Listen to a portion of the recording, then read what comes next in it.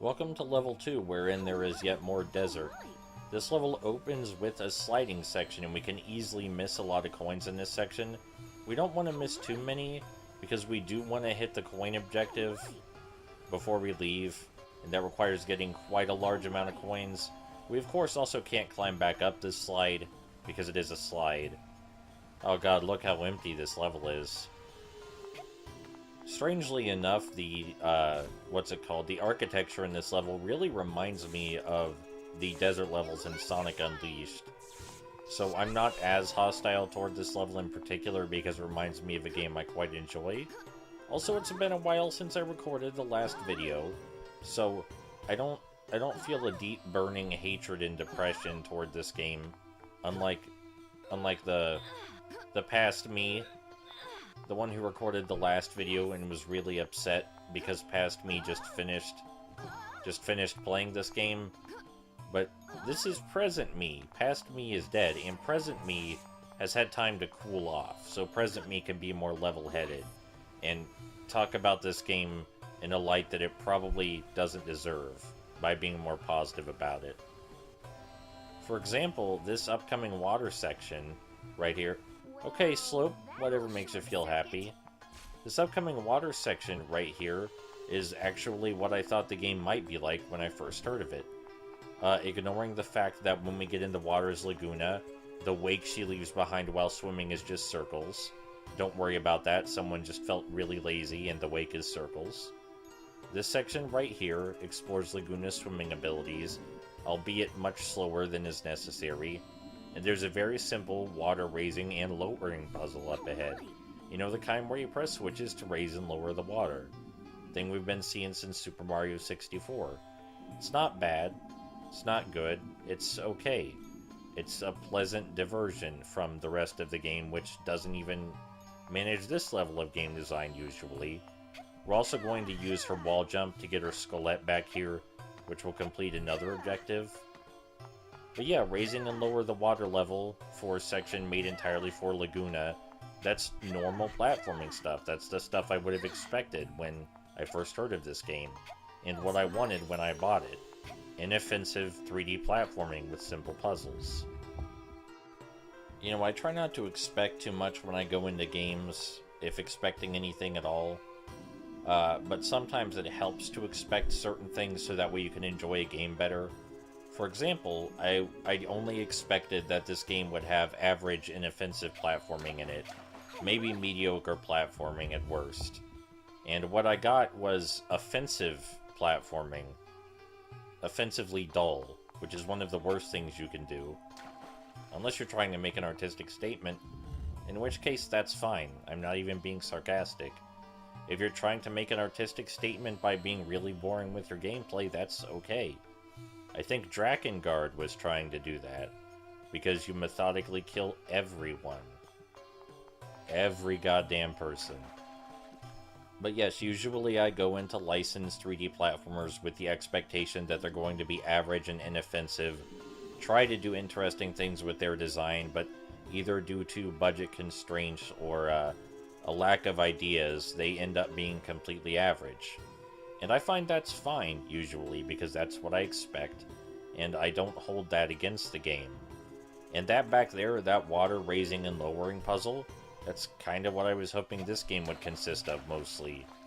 But instead, it's more this than anything else. More this vast emptiness, this obscene padding, where you have to walk for such long periods to reach such basic objectives, and your characters won't stop sliding all over the goddamn place like she was back there. I don't know, the use of 3D space in this game is so disgusting to me. I can't actually, for the life of me, think of another single 3D platformer that uses space this badly. Or a game in general, really, that uses resource allocation this badly. It feels like someone actually took the level and stretched it out to 10 times its intended size. Can you guys, think of any games that have used resource allocation this badly? I think I'd be hard-pressed to even find early access games on Steam that have so little understanding of space. It's bizarre, and it makes me uncomfortable in a bad way. At least you don't take fall damage, I guess. I mean, I've been looking at other kind of bad 3D platformers that don't understand use of space very well. Like the Mr. Bean game on the PS2 and Wii, and Eminem's Adventure on the Wii and PS2, and Smarty's Meltdown. And those games don't even begin to approach this level of emptiness. Like the coins, whenever I see a coin, my eye intently focuses on it, because that's the only thing in the surrounding area, and when I focus on the coin, I feel less dead. I feel like the world is less dead. Anyway, upcoming is at least a new game mechanic, whenever it decides to load. The Wii version does take some time with its loading.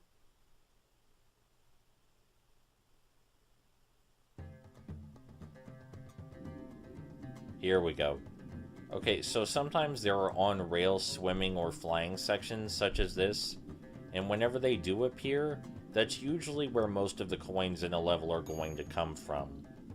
Steering your monster during these on-rail sections can be kind of difficult, because it feels like they snap to certain pathways, and I don't understand what in the game is causing that exactly, if it's an intentional choice, like if they're supposed to control this jerky, or if it's just an accident. But it does make collecting coins harder, and I don't think that was intended, because there are a lot of coins to collect. It also makes dodging hazards a bit harder, but not to the point I would call these sections challenging by any means. These sections, this section in particular, also has a tendency to go on a bit long, to the point I thought maybe it was looping or I took a wrong path somewhere. But it is on rails, so no, it was neither of those things. It just ends a bit later than I would have expected it to. I feel a bit bad comparing this game to Smarty's Meltdown, because it does, Smarty's Meltdown does try to do interesting things at least. Like, the game takes you through the Smarty manufacturing process bit by bit, and turns each part of the manufacturing process into its own level, and it's actually kind of cool for that. It even uses hazards in a unique way, hazards that most people might not be aware of, because they don't know how Smarties are manufactured. So, you know, there's some creativity and fun there. Like, even if you're a fan of Monster High, such as I am, there's nothing in this game that's creative or fun or makes appropriate use of the license, outside of the characters existing. Some of their freaky flaws, so-called, are even completely nonsensical. Like, the one that makes the most sense is Frankie's hand detaching, but even then, as was previously discussed, the hand can't even jump. It will feel good after I'm done with this and Size Matters to replace these LPs with games I just actually enjoy without really any negative consequences outside of a few bits I don't like. Like, I don't like this whole game. I'm hard-pressed to find a single thing I like about this whole game aside from the few minutes in the entire game where it decides to be unremarkable instead of offensively dull. And I love Size Matters some points, and at some points I really, really dislike Size Matters, so recording that one is weird because of my mixed feelings. At least there's Sneak King going on right now, you know? I like Sneak King.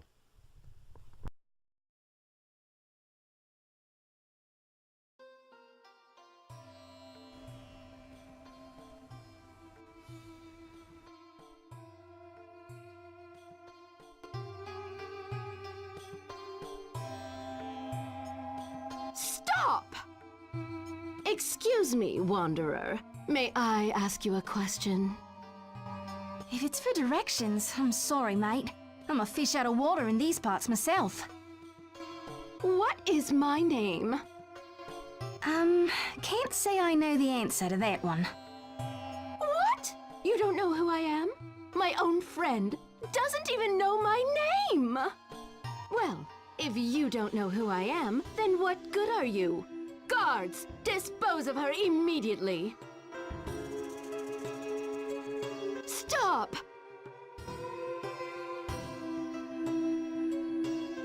Clio!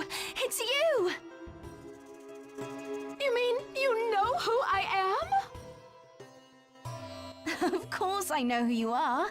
You're not the easiest ghoul to forget, you know. I know, right? I'm not easy to forget. That's what I've been trying to tell everyone! Do you remember why we're here? Something about an evil genie? Right! A would-be shadow genie has trapped us in the lantern. We gotta find the mirror pieces and stop her. Speaking of, I think there's a mirror piece at the top of that pyramid. Lucky for us, I'm an expert in pyramids. Watch this! What the?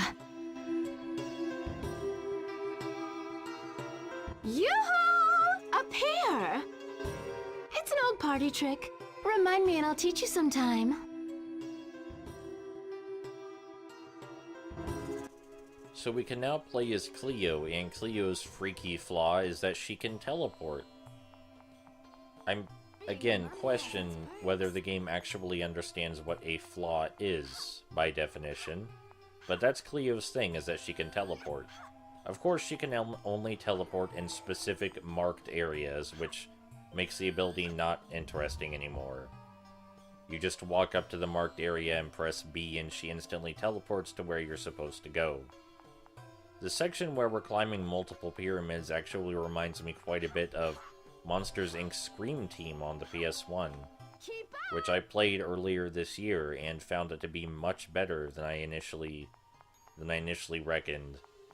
Because my opinion on that game changes a lot, but most recently my opinion was positive.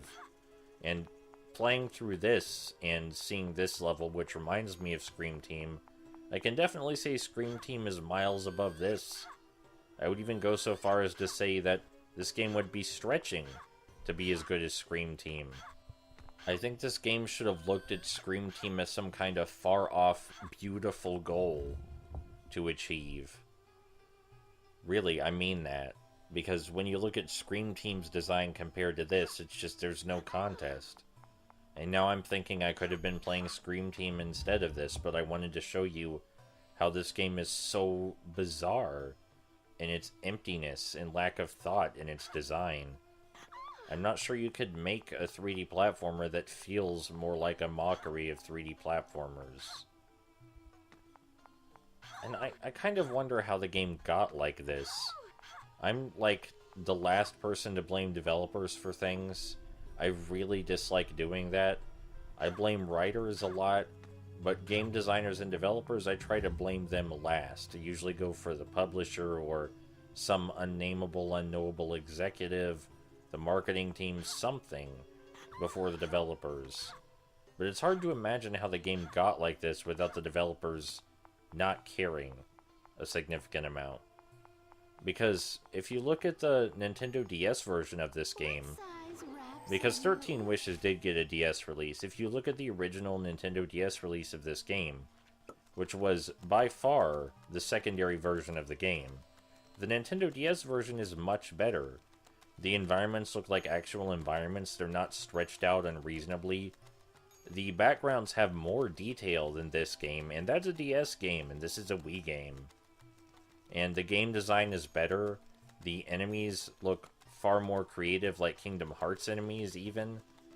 And I just don't understand how the Nintendo DS game, with a much smaller budget, managed to turn out so much better than this one. Probably took less time to develop as well. And, I mean, there's always the possibility there's something going on I don't understand. But in this game's specific case, it feels like there's no way it didn't get like this without the developers not caring adequately. And that really, really hurts to say, because some of the worst games I played, I think the developers cared a whole lot. Like Deep Black, I have no doubt the creators of Deep Black thought they were making some sort of magnum opus, thought they were telling a really interesting story and making a really great inventive third-person shooter. They weren't, but it's clear they cared and tried their hardest just wasn't good enough. Same thing with things like Hidden Invasion. You know, clearly there was a lot of passion and love there and things just didn't turn out the way they wanted. Or maybe they did turn out how they wanted and how they wanted it wasn't ideal. But with this game, I just can't feel that way. I can't feel What size wraps like the you? developers wanted to make this. And even if they didn't want to make this, I'm sure there are a lot of games that other licensed developers didn't want to make, but still did a better job. Like, there are games published by Blast on the PS2 that have more soul than this. And I want to be wrong. I want it to turn out that this developer really cared a lot and had a lot of passion for what they were doing, because game development is a hard field to get into. If you want to get into non-indie game development, you have to really want it, because it's a really shitty profession to be in, for a whole lot of reasons. You know, a whole lot. Which is one of the reasons I try to blame game developers last. So I want to believe the developers of this game cared when they were making this. I just can't feel that way, no matter how badly I want to believe it. And it kind of sucks. It makes me feel bad inside. By the way, this is a really easy puzzle. My brain was just entirely shut off during all of this. So that is why this puzzle is taking me so long, even though this is a puzzle for babies. This developer also hasn't developed enough games for me to, like, feel anything about their other games either, or what their ethics are. Like, the developer of the DS port of this game, Taurus Games, I know they care. I know they're good developers because they've made some really great licensed games. And they've also made a Monster High game I really enjoy and actually think shows a lot of creativity and, you know, care. But I don't... This game's developer, I don't know. None of their other games, they're not really things I can make judgment calls on. I would normally bring up what other games this developer has made by now, but I don't think it would do them any good. I think it would make the situation worse for them. This is one situation, one of the few, where I should have just listened to reviews. There's this one really good review of this game on Nintendo Life, done in a creative fashion, with a really unique, a really unique structure. And it pretty much nailed everything bad about this game except the graphics, because the reviews said these graphics looked like Nintendo 64 graphics, which is blatantly false. But otherwise, the review on Nintendo Life is quite good, and I recommend reading it and listening to it, as I should have. We found a